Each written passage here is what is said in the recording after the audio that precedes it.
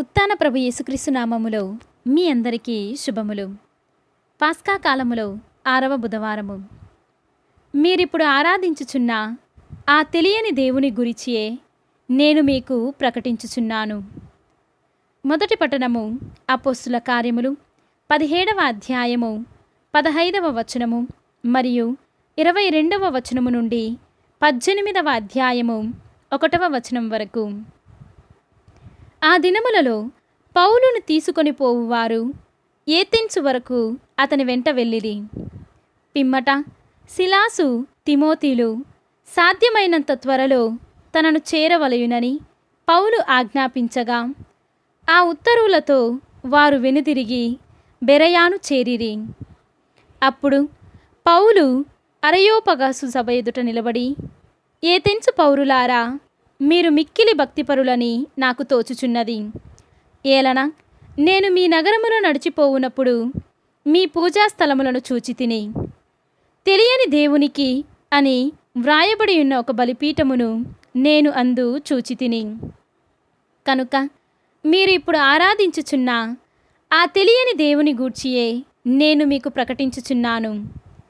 ఈ ప్రపంచమును దానిలోని సమస్తమును సృష్టించిన దేవుడే పరలోక భూలోకములకు ప్రభువు.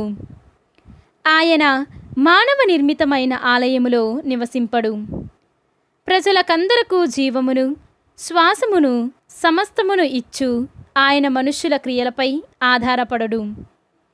ఒక్క పురుషుని నుండియే ఆయన అన్ని జాతుల జనులను కలిగించి భూలోకమందంతటా వారిని నివసింపచేసెను.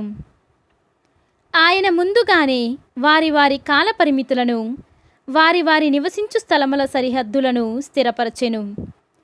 వారు ఆయన కొరకు అన్ని ప్రక్కలను వెతకి అయినను కనుగొట్టుటకై ఆయన ఇట్లు చేసెను.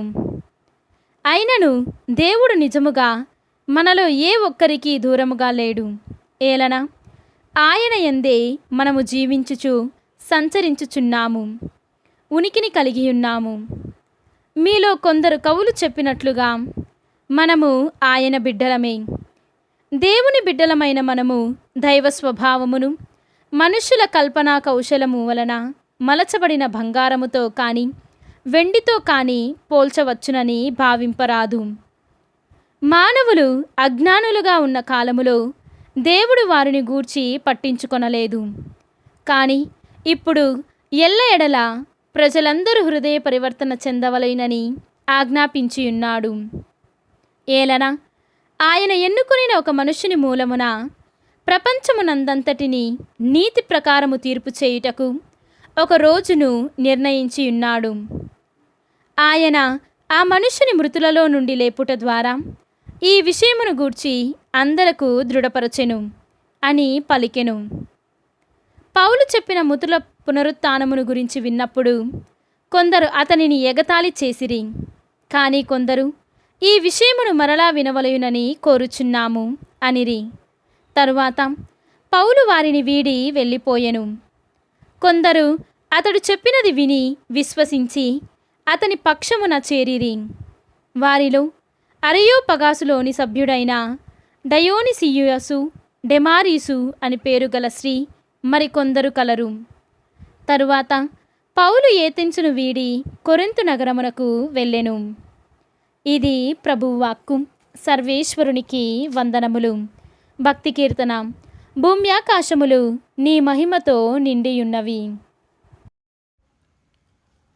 ఈనాటి సువిశేషము పునీత యోహాను గారు వ్రాసిన సువిశేషము 16వ అధ్యాయము 12వ వచనము నుండి 15వ వచనము వరకు.